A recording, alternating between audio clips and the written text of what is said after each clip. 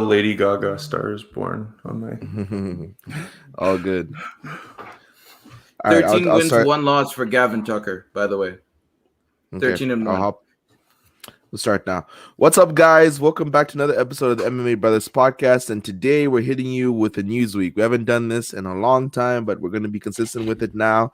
We got Coop on the podcast, and we got Daryl as always. So, Daryl, what's going on?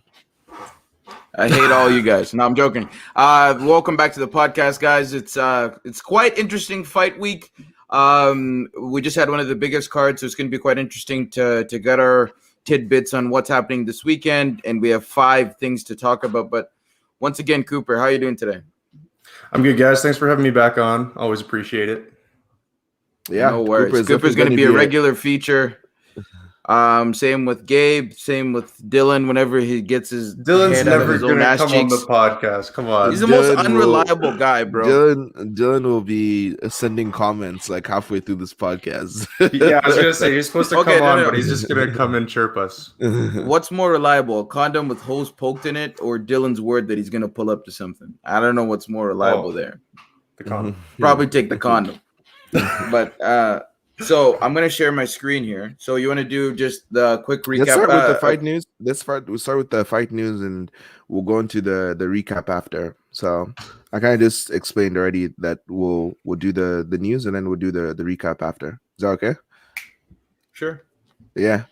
So yeah, in terms of the breakdown today, guys, what we're going to be doing is we're going to start with Megan Anderson, then we're going to talk a little bit of Aljamain Sterling. I know he's still getting heat every post that we make. People have opinions about that. This is like 4 days later. People are not letting it go.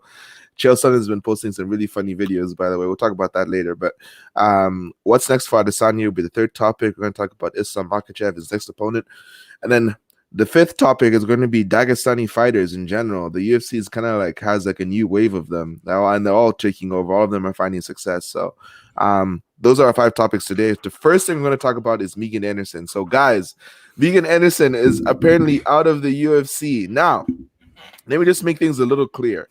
Megan Anderson was on her last fight when she was fighting Amanda Nunes on her contract, right? So technically speaking, it's not like she got cut or she was fired. She had 1 fight left in her contract, and it's kind of crazy how it ended up working out that way, because usually UFC fighters will not have a title fight on their last contract, because then that's bargaining, right?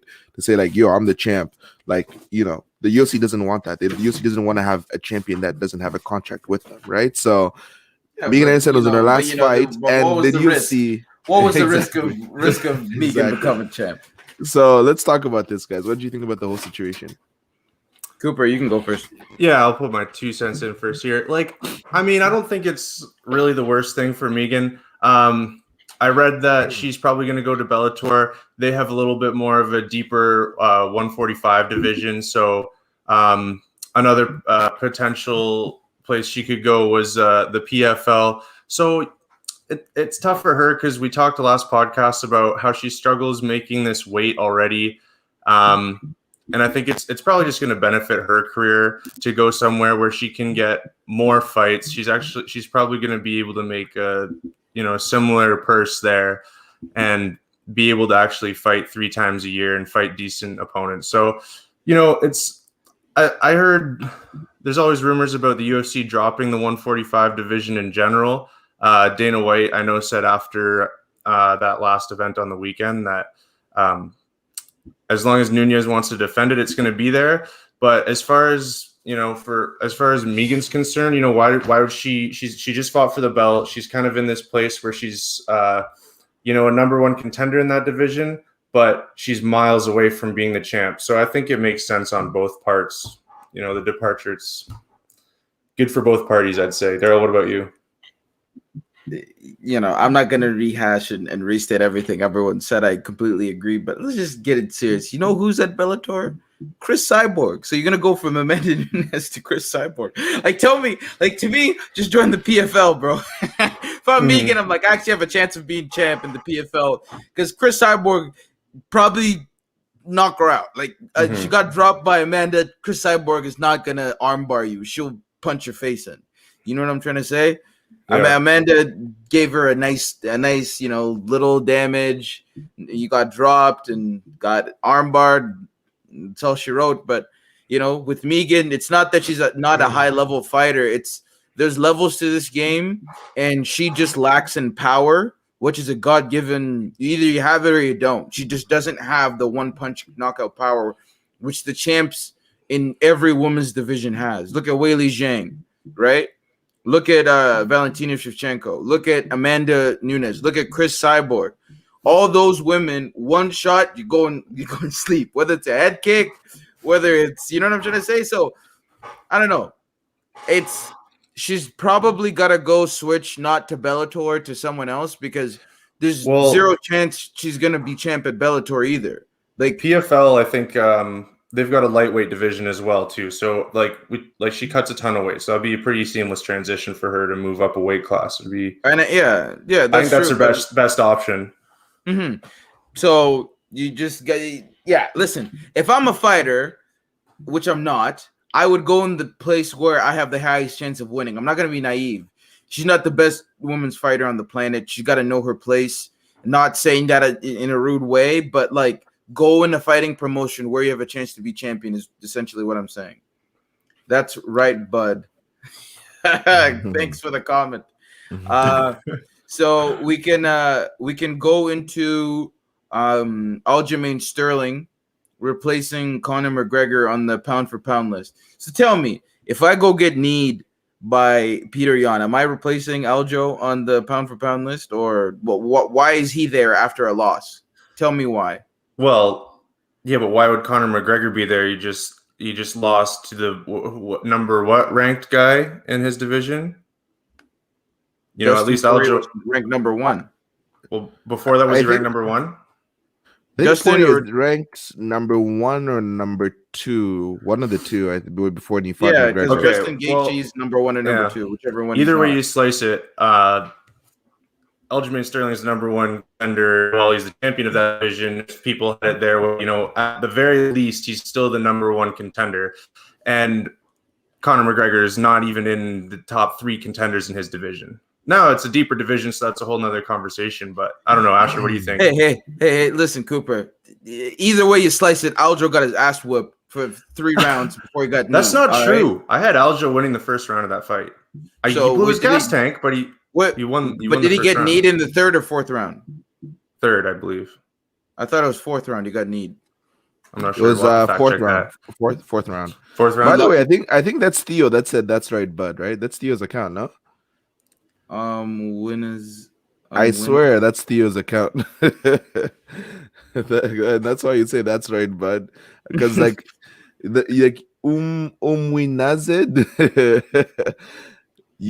Winaz. Yeah. All right. He said, definitely yes, Theo. Sir. It's Theo. That village bastard, man. Guys from the I like how this guy know exactly to say, but it's definitely him. It's either a hockey guy or it's Theo. There's no in between. Yeah. So Asher, you were saying? Yeah. So we're talking about Aljamain Sterling. So I think it's a little harsh for them to take out McGregor, but I actually no, it's not harsh. Never mind. Screw that. McGregor has won 1 fight in the last 4 years. Like, I meant it was harsh because he lost to the number 2 guy in the world. But then again, if you're talking activity and we don't even know how good McGregor is because he lost to Poirier. Yes, he was winning that fight. Yes, the calf kicks destroyed him. But to me, the way McGregor fought against Poirier was very promising, right, for his future. So. But yeah, going back to Aljamain Sterling, it's kind of funny. I think actually on the pound for pound list, if I'm not mistaken, it's weird, bro. Because where's Peter Yan on the list? Is Peter Yan still above Aljamain Sterling on the pound for pound list? Can you just check that right now? I can check that. I got them. Yeah, Peter Yan's number 12, Robert Whittaker number 13, Francis Ngannou 14, Aljo is 15. And Poirier is number 7. Exactly. But wait a minute. Why is Yan above Adesanya? You know what? We could sit here and pick apart the pound for pound list all we want. Well, it's argued because Izzy is more dominant in his weight class. If they're each like if Jan were to move up to heavyweight, he'd probably get clipped by Stipe or Ngannou. You know what I'm saying? Especially if he didn't put on weight for that fight. Yeah, That's why the it's a whole pound for pound list. yeah. I get it because a lot of people would be like, bro, Jan just beat Izzy. He should be higher in the pound for pound list. But Adesanya does fight at 185, and who I was knows? cool Like, being not on this list before. I mean, I was gonna say we could also just sit here and pick apart the pound for pound rankings like till we're blue in the face. It's not a science. Let's. no, I get it. It's just some dude's opinion about everything. But at the end of the day, Sterling's now on the pound for pound list. He's the paper champ, like according to a lot of people. Literally, so many people are mad. Going to what Chael Sonnen was saying before is that Chael Sonnen actually said Peter Yan cheated, and people got really upset, saying like, "Yo, why would you say Yan cheated?" Because using the word cheat is intentionally showing that you did it, or it's He did do saying it that he did it intentionally. When does cheat imply intentional? I don't think it. Whoa. Yeah. So when have you inadvertently cheated in a fight? No. I get Like, what it's still what a- Cooper is saying. For example, if we're in the Olympics, right, and I'm Usain Bolt and I'm about to like sprint, which I think this happened to maybe not in the Olympics, in the World Championships, which is like the second level stage, right? If I'm on the Olympics and I'm about to run, you know what a false start is, right? It's like when you run, when you get off right before the gun goes off. Would you call that cheating in a race? How do I know? Well, it's cheating, but it's not intentional. No. I just But think I'm cheating just trying to yeah. like clarify something. He cheated, right, in the race, and that's cheated. why he was disqualified. That's what you would say, right? Mm-hmm. He false started, which is cheating. Exactly. Yeah, he cheated, and I But think it does was. he I mean don't to know. do that? The more I go back false start. and look at that video and try to listen for what I could hear from his corner that was saying, yes, you can knee him in Russian, I'm struggling to hear where that was said. Yeah, but Khabib wouldn't lie. Like, there's no reason for. I'm not saying has Khabib. I'm not saying Because that. Khabib was the one who said that to DC that, hey, no, his yes, coach. but it all happened very fast, and Khabib kind of ran over and said, "This is what happened." I'm not saying maybe Khabib didn't have a very like. What I'm saying is I've gone back and I've listened to the audio as I've looked at it, and I think Khabib might have misunderstood what he said. I didn't hear that. Do you speak Russian though? No, I didn't. I don't speak Russian, but we've gotten the breakdown of what was said in the corner. No Russian from Cooper. No, not a translator. No, the way Cooper was talking, I was like, this guy's talking like he's fluent in Russian. That's what I'm saying. I'm like, since when Cooper no Russian? I'm just saying I didn't hear where that could have been said. Anyway, no, for sure. No, for sure. I agree though. But listen, he cheated. He need him. The referee warned him. He has no excuse for it. If the referee doesn't warn him, his corner tells him to do it. I guess maybe either way he's still cheating, right? You need it. You need a grounded opponent. Like Diego Sanchez raised his hand after getting ass whooped for 15 minutes, and the nigga gets illegally kneed against the cage. I'm taking the bread. I'm supposed to not take home my money and not get the pay-per-view revenue for being champ because you decided to knee me after the ref told you not to? No way. How about that interview that came out where he was like, it seems like Aljo was he was explaining he did kind of know what he was doing. Did you guys see that? So what though? Why does that matter? Why are we acting? Okay, Cooper, for example, it's NBA finals, right? You get hard fouled. And then they're like, yo, if you come off the court and don't shoot these free throws, you're a bum. Yeah. Hold up. I just got hard fouled. The referee told you not to do it, and then you freaking hard foul me. And then, or just because I'm actually going to take the foul, I'm a waste man? Yeah, I'm a waste man, 50K richer, bro. You guys can cry and say whatever you want. All I know is guaranteed title fight. Yeah, and next time I'm getting a title fight. And next time I'm not blowing my load in the first 1 minute of the round and have no gas the rest of the fight, right? So he learned Peter's power. He got dropped by Peter. Now he knows I can't go in there and just try to take out Peter in the first round. I got to pace myself and I got to do this. So, too bad, so sad for Jan. We both know he's the better fighter. Anyway. So we can move on to Adesanya. What's next for him? Cooper, I'll let you go first. What's next for Adesanya? I mean, I'd have to take a look at exactly what's going on in the middleweight division, but I think that's his future. I'd like to see him just go down, do his thing a little bit more. If another super fight comes up, I don't think him and John Jones are close right now. That fight's not close. John's fighting in the heavyweight division. Adesanya just got knocked out by the light heavyweight champion, who is nowhere near the type of fighter that John Jones is. It wouldn't, that fight makes zero sense right now. If a year or something down the line, maybe John Jones is willing to meet him somewhere in the middle, even potentially. That's the thing with these superweight, these super fights. We don't need to see that. If John Jones is willing to take some weight off. Nah, hey, listen, no wait. John Jones beating the shit out of Izzy Adesanya, bro. I'm telling you right now. Yeah, but I think a lot of people like to see it. Listen, he's gonna get finished, and it's gonna be really, really bad for Izzy. Did you see his ground game, Cooper? Mm-hmm. If the moment John gets his hands on him, he's done. Yeah, he's done. I agree. The moment John gets his hands on him, he's done. Especially if he's flat on his back. Sorry to interrupt, but I was just like, hey man, let's not do that to Izzy. No, I agree, but I don't think that fight is never going to happen. I think it's not close right now, but I still, it's a fight that people want, and it's a fight that's going to make a lot of money, and those fights tend to happen. Yeah, and as DC said, and I'm getting my 2 cents in here, then Astro said, then I'm done. Daniel Cormier said, hey man, you can't lean back and evade strikes against high-level grapplers, right? Because they'll see that, and they'll just shoot in on your legs, and you're done. Because you're leaning back, you're not going to be able to stuff the takedown or anything. So John Jones downloads his opponents. Izzy's not going to hit him with anything that he hasn't been cracked with by harder hitting people.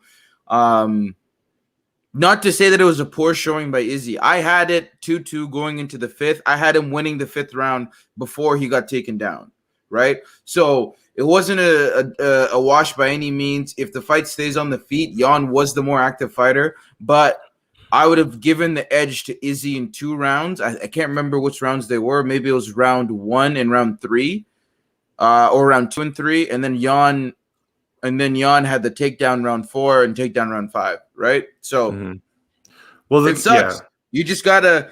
You can't have all defensive jiu-jitsu, right? It has to have some sort of offense to nullify the top pressure of the opposition fighter. And once again, Izzy's coaches know way more than me, so, it is what it is. You can't learn offensive jiu-jitsu this late into your career and be a jiu-jitsu expert. You know what I mean? I don't know. Asher, what do you think? So with this one, question is, what's next for Adesanya, right? So we have like a welterweight tournament that's taking place right now. We got Whitaker fighting Costa next month, and we have, I think Vittori's facing Till next month too, if I'm not mistaken. When's that fight happening? Middleweight. Yeah, but when is it taking place? Check the UFC website. You can keep going. I'll let you know. Yeah, but anyways, those 2 fights. The thing is, like, what does Rob have to do in order to get another shot against Adesanya? Like, I know he didn't go. Bro, he doesn't want it. He doesn't want it. I guess he doesn't want it, right? He's fucking scared, bro. He's a waste man. Why are you scared of Izzy? Why is he scared of Izzy? He's won 2 fights. No, since his loss, and he beat Cannonier. Yeah. Yeah. Why aren't you calling out the? Oh nah, man. When I get a little bit more fights in, yeah, bro. I'm like, yo, bro, what are you doing? I don't think he's scared. I think he knows the task at hand to fight Adesanya. Maybe he's working on something with his coaches, and he wants to make sure that he's ready to fight Adesanya once he's ready. I don't think there's anything wrong with that. I mean, the guy fought him. I wouldn't say it's scared because. Nah, I don't think he's scared. I think you'd fight him again. But then you also have to know your place, right? For example, if John Jones was like, yo, Izzy, let's fight right now, and Izzy said, no, I'm not ready, would he be scared? You'd probably be like, all right, yeah, you actually aren't ready. Hold up. That doesn't make any sense whatsoever. They're not in the same division, right? No, I know, but what I'm saying though is that, like, okay, yes, they fought each other. I know the situation is a little bit different, right?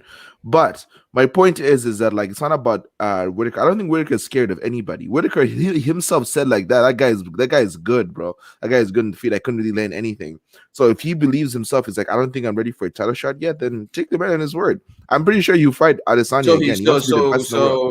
So he's saying Izzy's really good and he's not ready, but he's not scared. I don't think he's scared. He fought him. Why would he be scared to fight him when he fought him already? And he got knocked out. That's why nigga doesn't want it.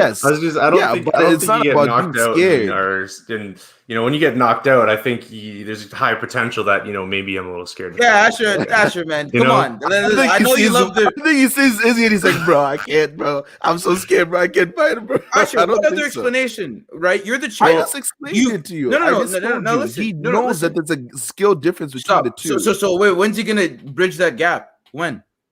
I don't know what he's working with his coaches. Clearly, maybe. So when you beat Paulo Costa, what's next? What, you're gonna fight Jared Cannonier again? I have a question. So let's see. Also, it could be. Sorry, just before you go, Cooper. Go ahead. It could be just the thing about maybe he also doesn't want the pressure of being champ. Maybe it's not that he's scared of Adesanya. Maybe just like, I don't even know, because like Whitaker talked about this before.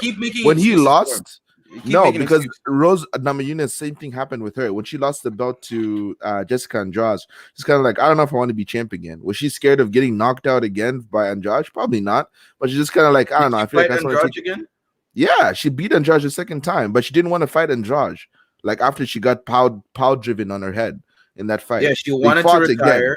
But when she came back into the sport, she said, "Nah, I'm back in there. I want to fight the person who just beat me." Yeah, but that's what I'm saying. Like, times are different. I don't know. I'm not making the UFC's full of guys. Yeah, go ahead. UFC's full of guys who don't necessarily want to fight for titles. Like some guys just want some money fights, and that's what they want out of the UFC. Anyway, I was going to ask you guys. So Derek Brunson and Kevin Holland is coming up on March 20th.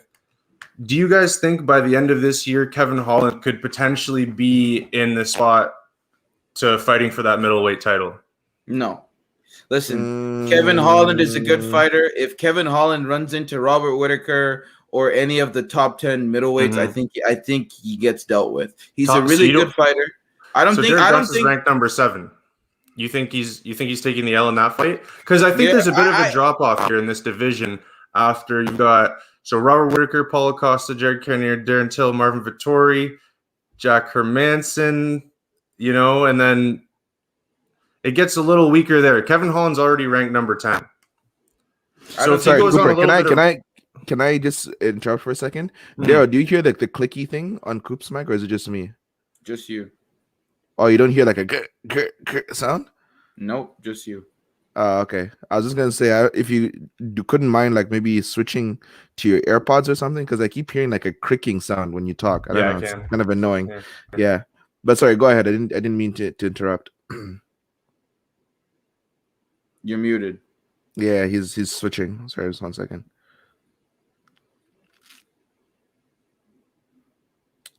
Yeah, you're muted. You're muted. Can't hear you. Yeah, we can't hear you. You're gonna have to. I could hear him fine. I didn't hear any crackling noise. For me, I maybe it's just on my side. All I could hear just every time you spoke. But go ahead, Coop, you can unmute your mic now. There we go. How's that? Yeah, it's fine. I don't hear the cracking noise anymore. But go ahead. Okay, yeah. I just think that weight class drops off a little bit. I think after number 6, and Kevin Holland's already ranked number 10 there. So. It's muted again. It's muted again. Dude, just go back to your old mic, bro. Just go back. Sorry about that. Is that better? Yeah. Okay. Yeah, so anyway, the division, I think going back to middleweight is just the best decision for Izzy, because there's a couple rematches there with, like we said, maybe Whitaker one day gets the balls to fight Izzy again. And then there's the Paulo Costa rematch that could probably happen. And then there's up-and-coming talent like Kevin Holland. So I think that's where Adesanya should stick for a little bit. No, exactly. No, I think everybody agrees that the future is 185 for Adesanya. It's just, I guess if Whitaker doesn't want it, like Daryl said, or if he's too scared, then it's going to be Till versus Vettori to fight. Because if Vettori wins, I guess Vettori has been the closest fight, actually, apart from Kelvin Gastelum, that Adesanya's had at 185. So I guess rematch there would be solid. And then if Till wins, then he hasn't fought Till, so that looks like that might be the next opponent for Adesanya. But yeah, and then also like you said, in terms of Kevin Holland and Derek Brunson, Derek Brunson already got dealt by Adesanya. I don't want to see that again if Brunson wins. But if Holland wins, then that will be 6 straight fights in a row. 6 straight. Yeah, he had 5 straight in 2020. I don't know if he had a win before that in 2019, but I mean, 6 straight wins at middleweight would be kind of hard to look past for a title shot. But you'd ask the question saying, do I think he's going to get a title shot in 2021? I think so. Yo, Izzy beat the shit out of Kevin Holland, bro. Why are we pretending like that's going to be a competitive fight? I'm not saying that he wouldn't beat him. I'm just saying in terms of getting a title shot, because realistically, actually maybe 2021 is kind of far, but 2022 for sure. If he continues this streak, he'll get a title shot. That's kind of what I was saying. There's still Till. There's still like a couple like Vittori. Those guys are a little ahead of Holland in the rankings, so maybe not this year, but next year. Yeah, no, I couldn't have said it better. Islam is the next topic. What is next for Islam? I think what's next for Islam is Tony Ferg. If I'm Tony, I'm not taking that fight. If I'm Tony, I'd rather face a striker, because it's gonna be the same thing Oliveira did to him. For the life of me, I don't understand why people think anything else is gonna happen. Who was the last guy Tony knocked out? Who? Doesn't come to mind. Couldn't tell you either. Who was the last time? Sorry, Anthony Pettis is a guy. He didn't knock him out, but it was a doctor's stoppage from too much. What I'm saying is, unless Tony faces a striker, he's just gonna get taken down and controlled for the whole time with Islam. Same thing Islam did to Drew Dober. I don't want to see that for Tony, right? Yes, Tony is much better at jiu-jitsu, but the Dagestani top sambo style wrestling, I've never seen a jiu-jitsu guy do well. It's just me. The top pressure, the Dagestani handcuffs along the cage. What are you gonna do? Yes, I would say this: if Tony can beat Islam, I would hate to see him not fight Khabib. You know what I'm saying? If Tony, let's just say Tony just has that herky-jerky weird style that just happens to go against Dagestani wrestlers, it just works. I have no idea. Right? It might just work. But if he's going to do the Oliveira and sit on him for 3 rounds or 5 rounds and claim he's so much good, Bronx, I still can't stand that nigga, bro. Did nothing the whole fight, and everyone's on his nuts. Oh, give this guy a title fight. Yeah, he did no damage. Tony could fight the next day. He could have fought another time in the night. He did, to me, top pressure with no striking or damage is fucking just stand them up, bro. He did nothing. Everyone's like, it's high-level jiu-jitsu, man. They're just rolling around on the floor doing no damage. Fuck off. Do some damage. The topic was about Islam. Because this is what I'm saying, though. This is going to be the same thing again. As the same thing Charles did to Tony. Well, that's what I'm saying. Tony versus Islam is what I'm talking about. Right? Yeah, I know, but I think Islam does a lot more damage than Oliveira does on the ground, with this Dagestani wrestling style, I've honestly never watched a fight with one of these guys where it's been boring, top control with no damage done. It's a lot of finishes. I don't know. Anyways, all I'm saying is Islam, the only fight that makes sense for him is either Charles du Bronx, which if I'm Charles, why the fuck would I fight Islam? It makes no sense. Or Tony Ferg. Right? No one else is going to take that fight. So that's us. That's what I think is next. Yeah, you can say your piece now because you love Du Bronx's nuts. Asher, you can go ahead. I'm not a Du Bronx hater like Darrow is. At the end of the day, even on the striking side of things, Tony Ferguson wasn't winning. So I know there was not a lot of striking in that fight, but it is what it is. Going forward, Islam Makhachev, I don't want to see him fight anybody under the top 7, maybe even top 5. I don't want to see him fighting anyone under top 5. You know what I mean? So I'm talking about the only opponents I want to see for Islam are either a Justin Gaethje or a Tony Ferguson or Michael Chandler. That's pretty much it, because McGregor and Poirier have a matchup coming up, right? So those are pretty much his only options. And yeah, but why would those guys fight Islam? Why would they fight him? Okay. What's the game? Or Kevin Lee. Kevin Lee is a nice opponent. I want to see Kevin Lee fight Islam. Kevin Lee is a fighter who is very, very good at wrestling. I don't think he's going to be able to take down Kevin Lee like he has his other opponents. He's really strong at 155. He barely makes 155 because that's how big and strong he is. And Islam has always talked about, I see holes in Khabib's game. And it's funny. I'll make a post about this after. It's gonna be like circles in Islam's body, and then it's gonna be like Kevin Lee sees the holes in this. Hey, you get it later. But so The meme mind is turning. right. You saw holes in Khabib's game, and I hope he sees holes in Islam's game, because I think that's the next match for him. And yeah, if it's not Tony, I actually don't want to see Tony get smashed by Islam, to be honest, because the thing is, Islam's next fight is probably going to be a 5-round fight.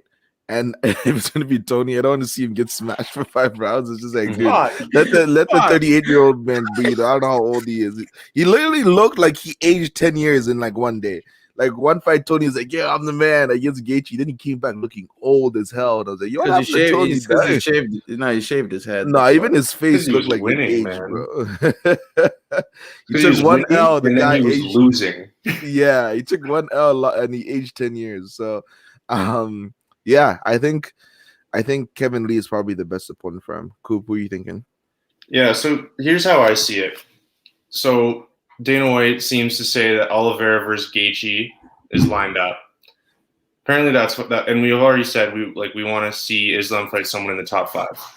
So Dustin Poirier versus McGregor 3 is also something we know the UFC wants to see. So that really leaves Tony, Chandler, Hooker. You said Kevin Lee. Mm-hmm. Personally, I think Islam's the future of this division. But in my opinion, I'd like to see him fight someone like Dan Hooker right now. And for us don't do that to the Hangman, bro. Come on. But the Hangman's had a rough go already. I know, but I'd like to see him make his way up just a little bit slower, because personally, as a fan of this division, I just want to see it kind of play out the way it's laid out in front of us. We've got a really interesting scenario, and I really think like Islam could really take over once he's champion. Like it could be another Khabib situation, except I believe he's how old is he? Islam. How old is Khabib or Islam? Islam. Let me search it's probably less than 30. I'm pretty sure. Right. So what I'm thinking is it could be his division for quite some time. So I'd kind of like to see this little tournament between Oliveira, Gaethje, McGregor, Poirier. I'd like to see that kind of sort itself out before this guy comes in and takes over. So I if it were me, I'd give him Hooker and let him make his way up the rankings just a little bit slower. But that's just what I would like to see. Damn, Hooker, man, this guy's being thrown to the wolves. That's what I'm saying, Cooper, bro. This nigga just faced Michael Chandler. Then you're gonna give him Islam. Give him someone like fucking Duke Bronx, bro. Fuck that nigga, bro. Dude, but that's just another L. No, it's not. Another L for Islam or for Du Bronx? No, we're talking about Hooker. Hooker, yeah, I think that's an L for Hooker. Give Hooker Rafael Dos Anjos. Give him RDA. That's a decent fight. I like for Hooker. That would be very too dangerous to the Hangman. Yeah, throw him a bone, bro. Come on, this nigga just got dropped by Michael Chandler. But all right, let's move on to the last one. So the last one we have on the agenda here are Dagestani fighters, guys. The rise of the Dagestanis in the UFC. So, how many Dagestani fighters do we have? At least the well-known ones. So we have obviously Khabib. We have Zabit. We have that Askarov guy who beat like Joey Benavidez. We have Islam Makhachev.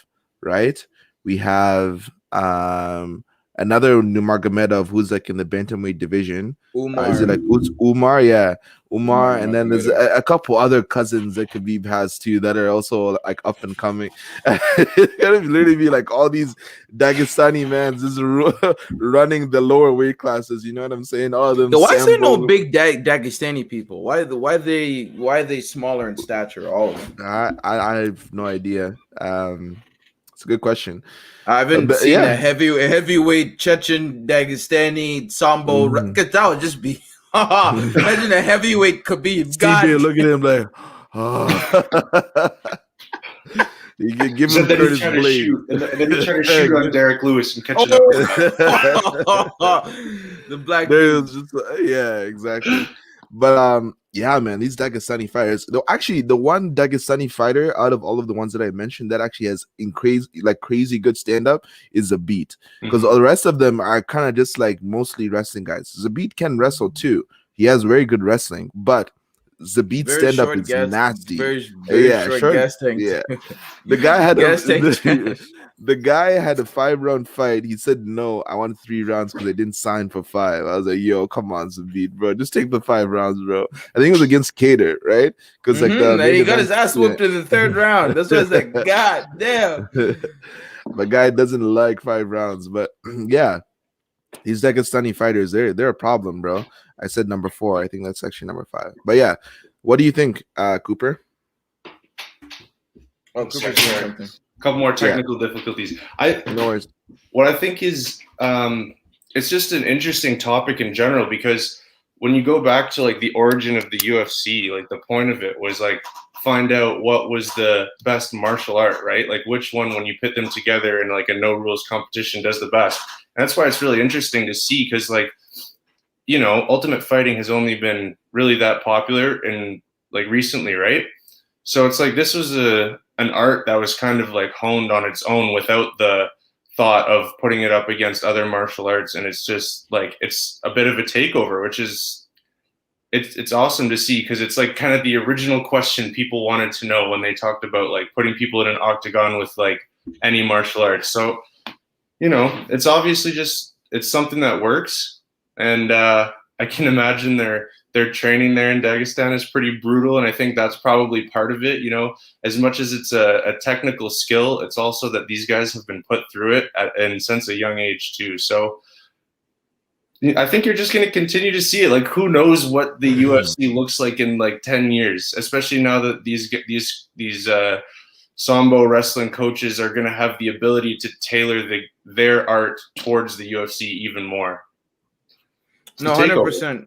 Yeah, 100%. But I think the puzzle will be solved. For every fighting style, there's going to be one team that comes to the table that nullifies it. And I think it's the low kick. I think it's the calf kick that's going to really, really be the difference maker. Because listen, DC said it. You can't wrestle on your front foot if it's been fucking chewed up.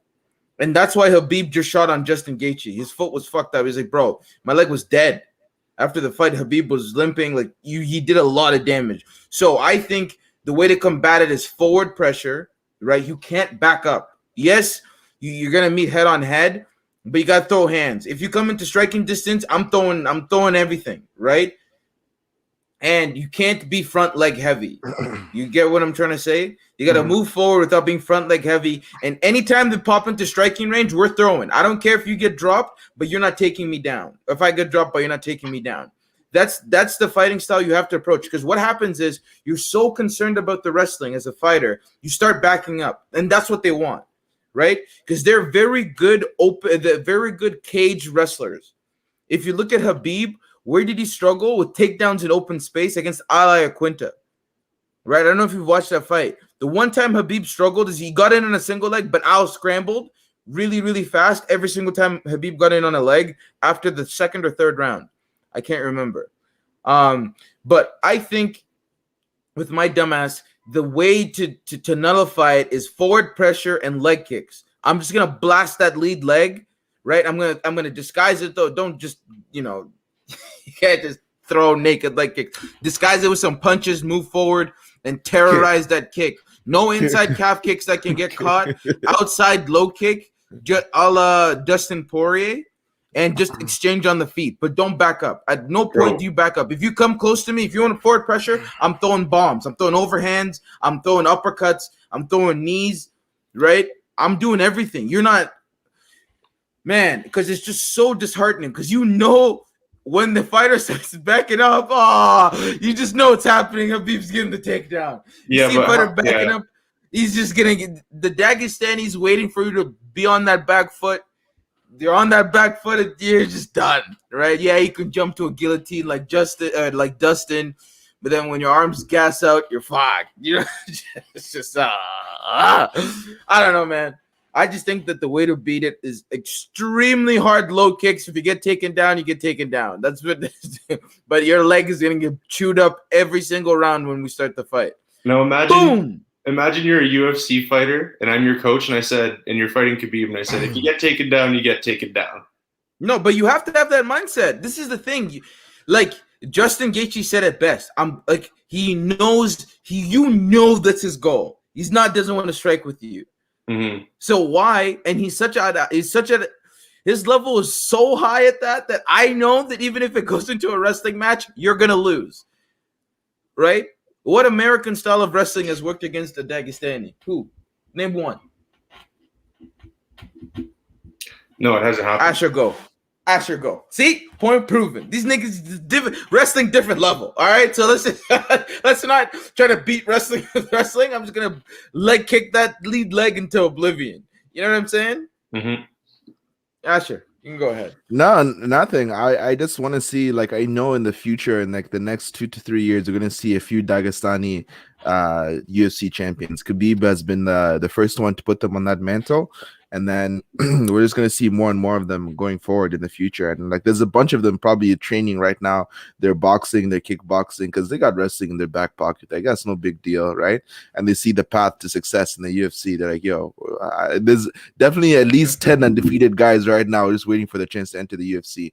Kamzat is where is he from? Chechnya, right? He's not necessarily Dagestani, but like the general region, right? He's out of Switzerland, but like he's from that general area. They called him Khabib 2.02. His wrestling is also messed up. It's next level, right? So just that general area of guys is it's absolutely insane. But yeah, that's pretty much it in terms of the top 5 Newsweek. We're gonna now transition to this weekend's fights. So we're not gonna go through all of them. We're gonna just go through a couple of them. Joe, if you don't mind hitting that share screen. The UFC this weekend, we have Leon Edwards versus Bilal. Remember the name Muhammad. Bilal Muhammad. He fought literally like about a month ago, if I'm not mistaken. And he is somebody that has been granted an opportunity, which was given to Khamzat Chimaev, like I had said before. So Khamzat's still dealing with COVID. And Bahal, remember the name Muhammad, stepped in. So we're going to start with just a couple fights. I'm not going to go through everything here, guys. If we go to the bottom of the main card, we have, what's his name? Eric Anders versus Darren Stewart, the dentist, right? Versus your boy. This fight, who did Darren Stewart face in his last fight? Was it Kevin Holland, or did he fight somebody else since then? I think he fought somebody else since then, right? No idea. I can't remember. Yeah. But your boy Enders, he's somebody that fights at 205 and 185. He does go up and down in weight. I was checking quickly who Darren Stewart last fought. He last fought last year, and it was against Kevin Holland in September. He lost a decision to Kevin Holland. So it was a close not fight. Bad guy. Yeah, it was a close fight, and Darren closed the fight really well. Didn't Kevin Holland actually say that like he lost the fight to Kevin Holland was like, I lost that fight to Darren Stewart? Didn't he say that? He said that he lost one of the fights. I can't remember which one it was, but it might have been that one because Darren took him down. I think Kevin started off really well on the feet. He won round 1, round 2. He got gassed and taken down. Round 3, he got gassed, taken down, but he still won somehow. But anyways, yeah. And then in terms of Eric Anders, he lost his last fight to Christoph Jocko, which is a decision last year. And then since then, in 2019, he won against Jared Mershart, and he beat another guy. So, and then he lost to Roundtree before that. So he's kind of, a little bit 50-50 in his last 4 fights. But he's a guy with a lot of power. He does move forward. He's not scared. In this fight, I wouldn't be surprised if somebody goes to sleep because both of them have nasty power. And I'm going to pick the dentist on this one. Cooper, who are you picking for this one? This one, I honestly, guys, I don't know too much about this fight. I'm just going to call it on their record, on the percentage. I'm going with Eric Anders. That's what it is. Yeah, no. Wish I had more intel for you guys. Yeah, your boy. You're going with your boy, Eric Anders. I'm going to go Darren. I think Darren's the younger fighter. Has less wear and tear on his chin, probably. I don't really know the stats because this website won't let me click on them. But I feel like Darren is the more inexperienced fighter. Am I right, Asher? What's Darren's record? They've got very similar records. Yeah. They do? Yeah, Eric is 13-5 and Darren is 12-6. Oh, actually. Yeah. Oh, so they both have the same fights. experience. Yeah. Mhm. Why do I think Darren's taking less damage? Has Eric been knocked out before recently? Yeah, he has. He has. He was Exactly. knocked That's out why. against. Now, recently, no. He was knocked out against Thiago Santos and Tim Williams. No. Actually, no. Only once recently. It was Yeah, Thiago only Santos, right? yeah, Thiago Santos. Yeah. Okay, yeah, I think that's the fight I remember. So that's yeah. Anyways, I'm going with the dentist. The next fight we want to cover. Which one are we doing, Asher? Misha Uh, or 50K? let's talk about 50K real quick. All So right. 50K, Dan Ige. This guy, he loves to collect checks. And I believe Jonathan Martinez, that's the guy that has like did a nasty knee to the body, right? Like in his last fight. Remember that one fight where like somebody threw a crazy knee to the body and then like won by TKO? Anyways, No. we'll talk about Dan 50K Ige versus Gavin Tucker, the Canadian versus the hot prospect from I think he's American, right? I think he's from Hawaii or something. Yeah, because I was gonna say I think he's like some islandish vibe to him, but yeah, Dan 50K. This guy loves the bonuses. That's why his name's 50K. In this fight, it's a featherweight bout, 145. I do think that styles make fights, and this is going to be a good fight for Ige. Ige has some nice stand up. In his last fight, I forget who he fought, but it was a close fight. I think it was against Calvin Cater was his last opponent, right? Yeah, and he lost. And he lost, but like it was a pretty close fight. I know a lot of people picked Cater to win it, but you could have made a case for Ige in that fight. So in this one, I'm just gonna straight up pick Dan Ige. I think he's a more experienced fighter, got better hands, is better. I'm just gonna pick him. How about you, Daryl? You're sleeping on Gavin Tucker. I have seen Gavin Tucker is a very big featherweight. He's 13-1, one of the top prospects in the featherweight division out of Canada. Shout out Adam Asenza. But with Gavin Tucker, I think he has 6 submission wins, 4 knockouts, and I forget how his other wins came by decision. Sorry. But he's 13-1, so you're right. Like he is pretty good. He's very, very good, bro. I think people are sleeping on him. He's one of the top prospects. He is like 33 or 34, so he's not like the youngest, but he's really, really good. I'm gonna go with Gavin Tucker, probably by second round TKO finish. How about yourself, Coop? Or is this another one of those you don't know him? No, I'm familiar. I'm gonna go with the Canadian guy, Gavin Tucker. Two rear naked choke finishes since coming to the UFC, and I'm gonna look for him to submit 50K. He's got a hot record, and he's on a 3-fight win streak, and I like to see him continue that, especially as being Canadian myself, as we all are. Exactly, we're going for the Canadian. Asher's a piece of crap. We're going for Dan Ige, but it doesn't matter.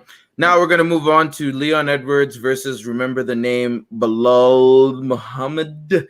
How did the fighters get it done? They're both 18-3. Leon is fighting out of Jamaica and England at 6 feet tall. Belal is fighting out of the United States at 5'11".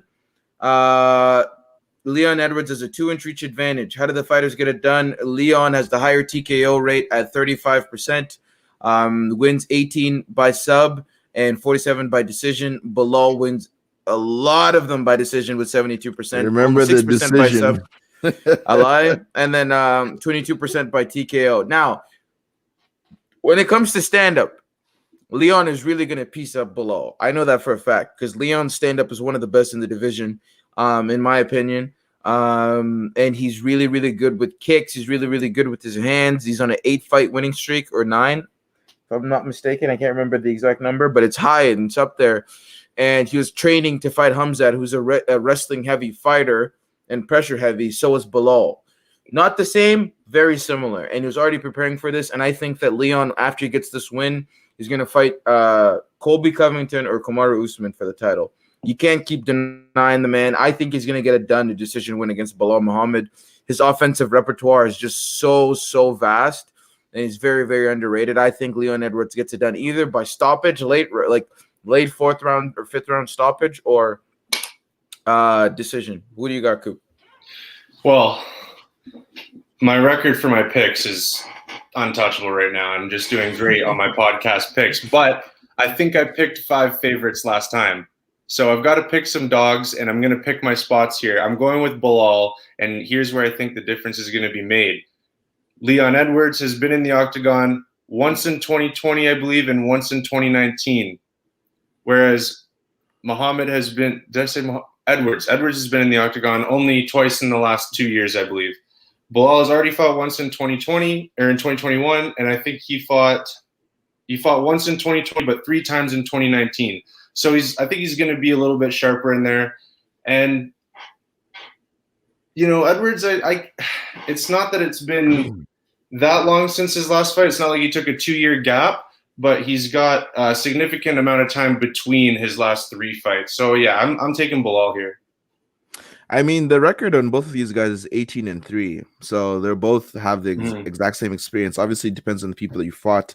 Leon Edwards has fought higher caliber opponents. I believe that Leon Edwards should win this fight. Have you seen pictures of what Edwards looks like lately? This guy is ripped. Like, he's insanely ripped right now. Yeah. I don't know what training regimen this guy has been going through, but like, he's insanely jacked right now.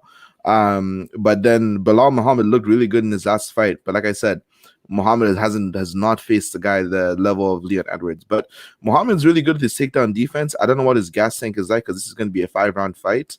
I have seen Muhammad go 3-round fights a lot, so I don't think he's fought 5 before. Leon Edwards has. And yeah, I think the longer this fight goes, the more Edwards has a chance of winning this fight. So I'm pretty sure Edwards is going to be a heavy favorite in this fight, but I wouldn't mind betting on the dog. But a lot of people are sleeping on Bilal Muhammad. You see that 72%, and then you think like, oh, he's a decision machine. No way he's going to win this fight. But you can get a couple takedowns, because Edwards has lost the good wrestlers in the division. Well, you've seen the picture. Jessica's fucking huge. Yeah, I mean, if Bilal can take it to the ground, see how good his wrestling is, because his stand-up is pretty good. I don't know what the path to success is for Muhammad, but some leg kicks, some wrestling, some grappling, and a little bit of stand-up, I think we'll get it done for Muhammad. So I say bet on Edwards, but I might put some money on Muhammad. I'm not going to sleep on him in this fight. Podcast picks and bet picks are very different picks. Exactly. The other thing I'll throw some money. The other thing I'll say about this fight is you got to look very far down these guys' record to try to find a TKO or a submission victory. These guys have had a lot of decisions. So I don't know. It'll be interesting to see how that plays out, whether this is like an automatic, it's going the distance, or maybe one of these guys tries to make a statement. Could end early. We'll see.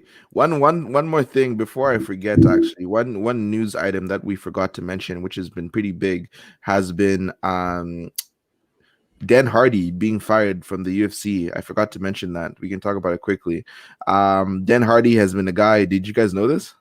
I didn't know he got fired. Yeah, look it up. Yeah. So this is the story. Dan Hardy, he was released because he used to do commentary and used to do the fight breakdowns, like the UFC, whatchamacallit, whatever, the breakdowns before like pay-per-view events, right? The fight analysis and stuff. So he used to do those. And he's not doing that. Behind the octagon, whatever it's called. He's not doing those anymore. Inside the octagon, he's not doing those anymore. He's not doing commentary anymore. So the reason why is apparently he had an incident with a UFC employee during Fight Island. So this is not the first time Dan Hardy's done this, because the first time was with Herb Dean. And this time I read some articles saying some female UFC staff and stuff, and he didn't like the headlines that were out there, because he was making it seem like, he was, being aggressive to women and stuff. And he said like, oh no, the issue that I'd had with the staff was, it was misleading to say like female, because it made it seem like I'm a bad, like, bad to women or something. But he said it was related to work and he was not aggressive and stuff like that. But clearly there was an issue with it, and now he's not working for the UFC anymore. So apparently he is still a fighter under contract. So if he does want to come back to the UFC and fight a guy like Matt Brown or whoever, he can. But in terms of working commentary, in terms of working with inside the octagon, that's no longer a thing anymore. So yeah, it sucks. Definitely tried to hook up with Megan O'Leary.